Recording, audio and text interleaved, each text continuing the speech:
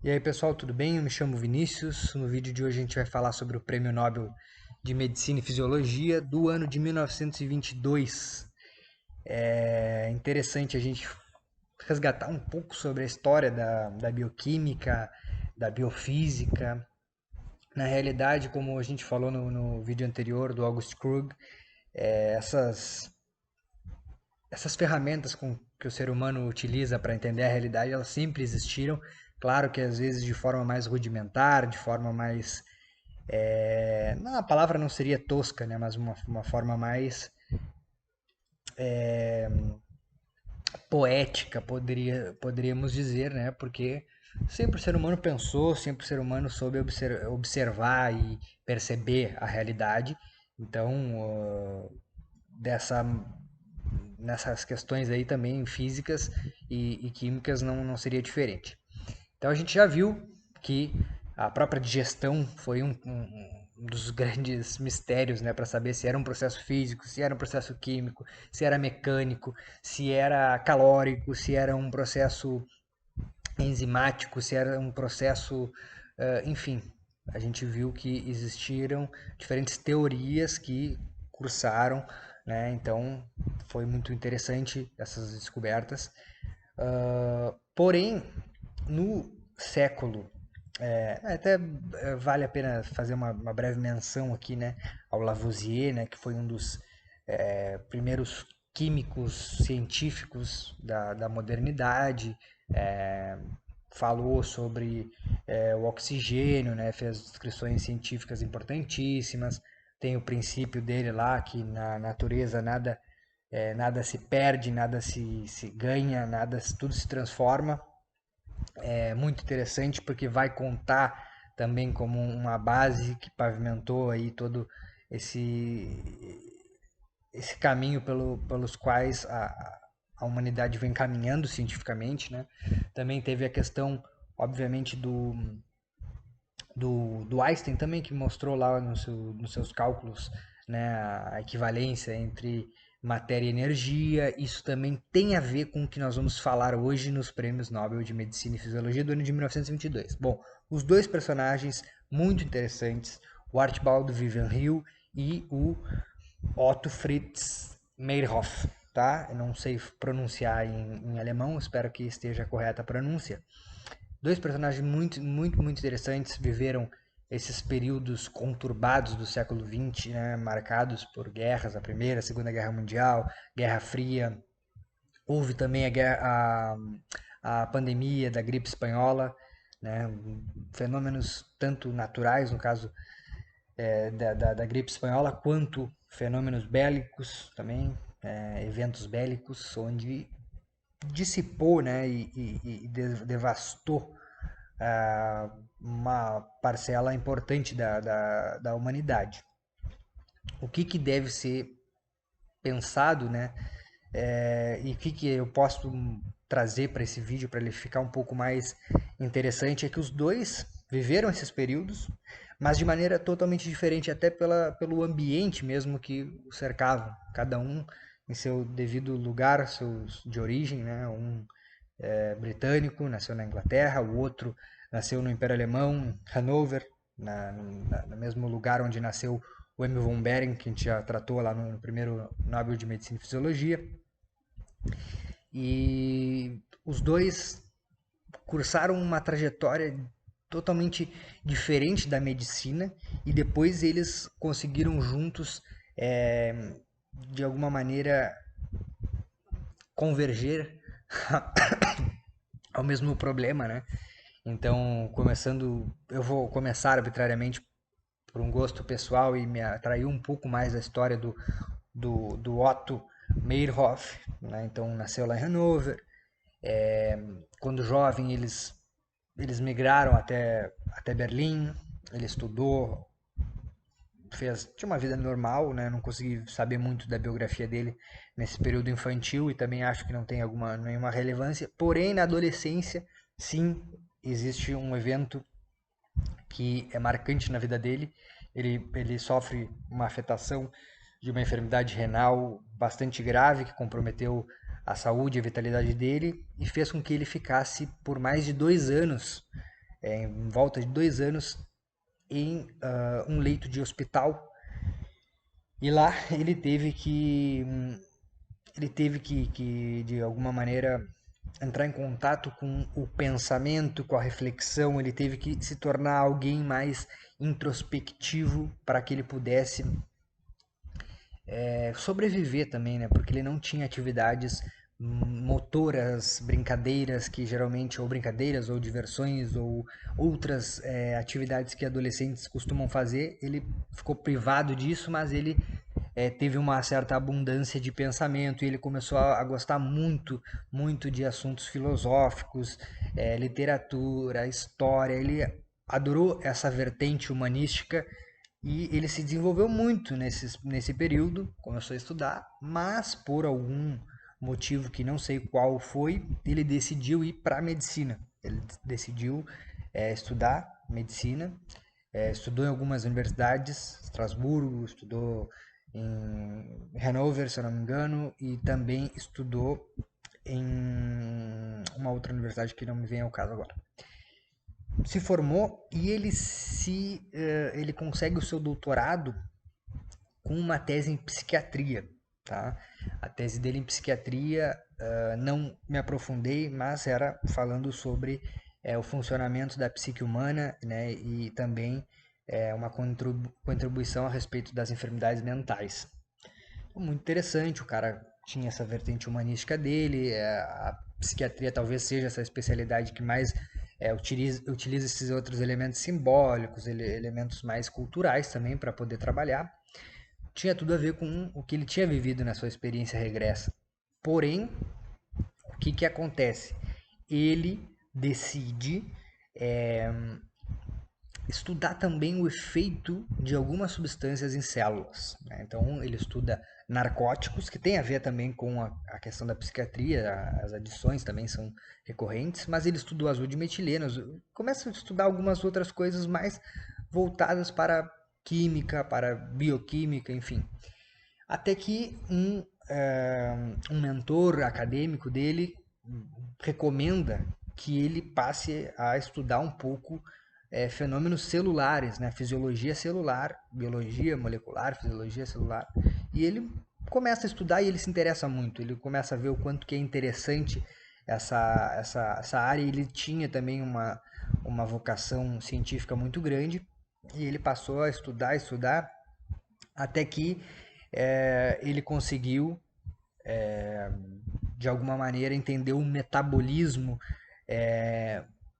de conversão de moléculas, né, em macromoléculas, em outras moléculas menores, e também ele participou do entendimento do que a gente sabe hoje como a moeda energética, né? Então ele viu que, primeiro, começando que o glicogênio ele pode se transformar em glicose, a glicose pode se transformar em lactato, principalmente quando a célula não possui uma oferta de oxigênio necessária.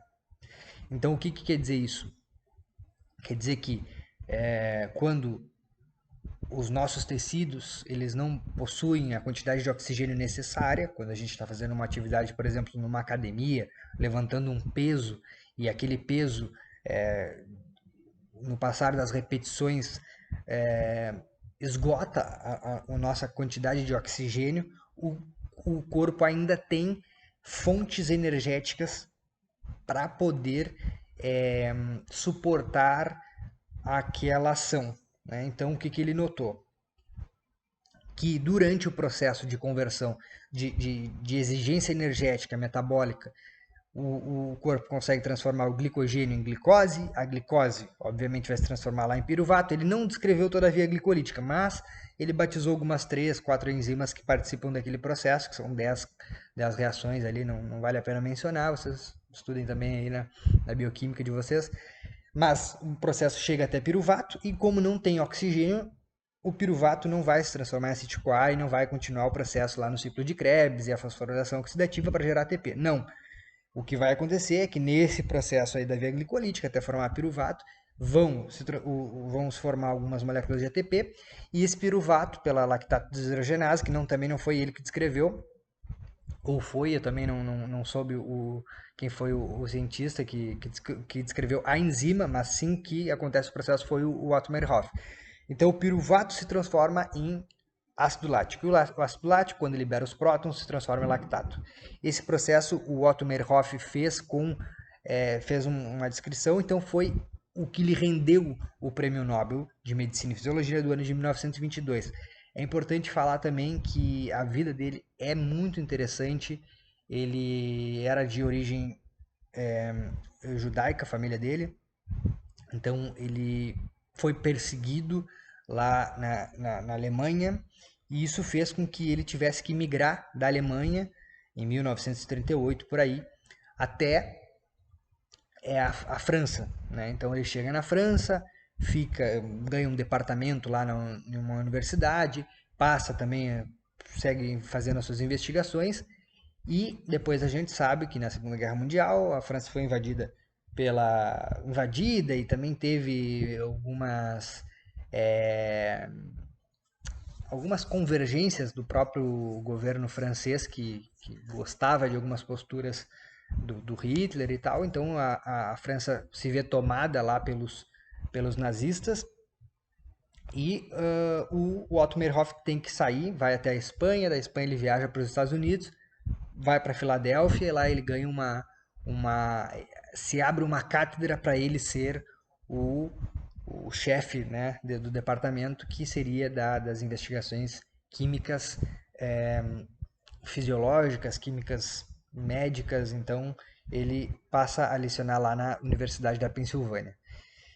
É interessante que na busca da biografia dele, o neto dele dá um depoimento falando que o seu avô sempre, independente das condições onde ele se encontrava, ele não deixou de estudar, não deixou de se dedicar, e cada vez que ele tinha mais adversidade, mais ele intensificava os seus estudos, e ele até o final da vida, ele morreu jovem. Primeiro ele teve um infarto agudo do miocárdio, ele sobreviveu, ficou mais 7 anos e depois ele teve um outro grave infarto que ele não conseguiu se recuperar, mas o legado dele foi muito interessante, que mesmo com essas condições de adversidade, né, tendo essa enfermidade renal precoce, que tirou a vida social dele, depois, novamente, ele passa aí para a faculdade de medicina, provavelmente ele perde um pouco das relações sociais pela exigência de estudo, né, é uma faculdade que a gente sabe que é bem intensa. Depois, no seu âmbito profissional, ele faz teses de psiquiatria, estuda a ação de narcóticos, de substâncias como azul de metileno nas células, e depois ele vai estudar a glicose, uma molécula pequenininha, e ele vê como que ela vai se transformando desde glicogênio, que é o estoque nas células, até principalmente glicogênio muscular, né? Ele e o Vivian Hill estudaram muito as questões musculares, é importante ressaltar isso, principalmente em Hus, músculos de Hus. Então ele sai de um pensamento filosófico, psicológico e passa a estudar uma molécula química e as suas transformações, suas diferentes transformações. Então essa foi a contribuição, uma vida muito interessante do Otto Fritz Meyerhoff. Passando agora um pouco para a vida do Archibald Bivenhill, outro pesquisador muito importante, um cara relevante na medicina, na história da fisiologia, um cara que, pelo que eu consegui levantar, ele desde pequeno tinha uma aptidão grande em relação a abstrações e também a pensamento lógico, pensamento matemático, então, né? E sempre se destacou, teve muita facilidade e naturalmente ele foi fazer a sua faculdade de matemática na Universidade em Cambridge, né? Lá ele se destacou muito, todos viram o potencial dele e ele passou a ter contato mais no meio científico. Até que então também conhece um mentor acadêmico que lhe recomenda que ele desvende um determinado mistério, né, que surgia. Na realidade sempre existiu, né? A gente sempre soube que o o exercício físico, né, atividades intensas provocam um aumento de temperatura no corpo, né? Isso é fácil de perceber, não precisa nem de termômetro, a gente só tocar ou ver que o suor, enfim, a gente muda a temperatura e não se sabia exatamente como que se dava essa transformação de calor. Então, foi proposto essa problemática para ele, ele passou a estudar tanto nos laboratórios, né, vendo o processo em si acontecendo, quanto na formulação teorética da problemática. Então ele viu os elementos que participavam, viu as moléculas que estavam envolvidas ali nessa produção de movimento e tanto ele queria ver o resultado final no movimento mecânico quanto a conversão da molécula em calor. Então o Archibald Vivian Hill teve que estudar muito. Ele saiu da matemática num campo muito mais lógico, né? Porque os elementos que estão ali entre os números, muitas vezes, geralmente, né? É, geralmente não. A lógica matemática ela não deixa muita dúvida, né? Ela pode dar alguns números quebrados, mas ela é muito certeira. Então ele estava acostumado a lidar com certezas. E quando ele vai para o campo da fisiologia, a gente sabe que o corpo ele não é uma matemática, ele não é algo totalmente lógico. Existem algumas variações entre diferentes órgãos, diferentes corpos e até um corpo que num dia está atuando de um jeito, pode atuar de outro, por deficiência enzimática, por alguma alteração hormonal ou qualquer outro tipo de variável que, na realidade, se a gente for parar para anotar, é infinito, né? Então, cada vez mais a gente descobre mais elementos que participam na regulação da homeostase e, enfim, quando ele foi estudar, isso foi um problema difícil. Ele fez viagens, ele conheceu diferentes cientistas que trabalhavam com essa problemática. Ele foi apresentado alguns aparatos que ele não conhecia, como, por exemplo, o galvômetro. Então, ele viu a atividade de impulsos elétricos, ele viu também alguns outros aparatos que trabalhavam com a produção, que conseguiam mensurar a produção de calor do músculo. E aí ele elaborou todos esses cálculos aí, ele viu também, ele ajudou a mostrar que existia então um processo de formação de calor. Se eu não me engano, a cada contração, algo do tipo, era 0,003 graus centígrados que se produzia, e aí ele intuiu também que essa produção de calor estava relacionada com os impulsos elétricos, né, que ele conseguia ver nos seus aparatos que ele estava trabalhando. Enfim, existem outras variáveis. Então, ele também é conhecido como o pai da biofísica, que eu acho que não condiz com a realidade, porque outros grandes pensadores e médicos e, enfim, até filósofos mesmo, dá pra gente pensar assim, ou físicos, o próprio Newton sabia que a luz deformava no olho, chegava lá no fundo da retina, mais ou menos através dos seus estudos lá, né? Não diretamente no olho que ele estudou, mas a gente já sabia que a física influía no corpo, então existia uma biofísica ali, outros grandes, o próprio Galeno mesmo que a gente viu no vídeo passado, ele intuía que quando a comida passava pelo processo digestivo também se formava calor. Claro que não era de uma forma tão científica, porque ela não era tão mensurável e não existiam os aparatos, né, e os conceitos formados, tão formalizados quanto hoje. Obviamente isso é um ponto a ser ressaltado, mas as pessoas já tinham noção que processos físicos e químicos acontecem no corpo, né? Então, desde que a corrente filosófica mecanicista ela ganhou uma preponderância dentro do meio acadêmico, sempre se soube disso. Então, eu li alguns artigos falando que o Archibald Vivian Hill seria o pai da biofísica. Eu acho que é talvez um exagero, né? Ele conseguiu mostrar que nesse processo de conversão de energia, de contração muscular, acontece a produção de calor. Então, dois pesquisadores, um começa com a matemática, começa com as abstrações, se forma lá e acaba indo para a fisiologia e desenvolvendo alguns cálculos que até hoje são utilizados.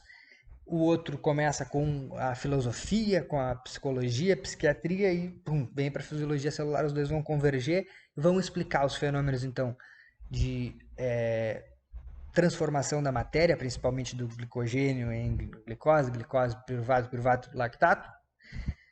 Vão também mostrar que nesse processo aí, principalmente o Otto Meyerhoff mostra que existem alguns processos de fosforilação, formação de adenosina trifosfato, o ATP, que a gente conhece hoje. Não é exatamente ele, o pesquisador que entende esse processo, mas ele participa também dessas descobertas. E o Archibald Vivian Hill colabora com a elaboração de cálculos matemáticos que demonstram que existe uma produção de calor nesses processos. Então, eles estudam muito com músculos, eles conseguem estudar em vivo e in vitro. Tá? Então, eles estudam dentro das células e estudam fora também. Principalmente o Otto Meyerhoff, ele mostra que se ele pegar os elementos, como por exemplo o glicogênio, ele tiver as enzimas que participam do glicogênio, ele nem precisa de um músculo ou de uma célula muscular. Ele pode fazer essas conversões de matéria fora das células.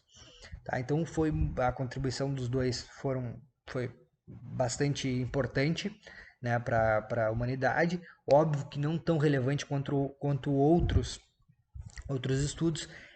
Esses estudos que eles fizeram também têm uma certa relação com o que a gente viu do August Krug na redistribuição de fluxo, né? Então, quando existe uma exigência metabólica maior, acaba que os nossos vasos têm aqueles esfínteres pré-capilares que vão se relaxar, né, e fazer com que tenha maior chegada de fluxo.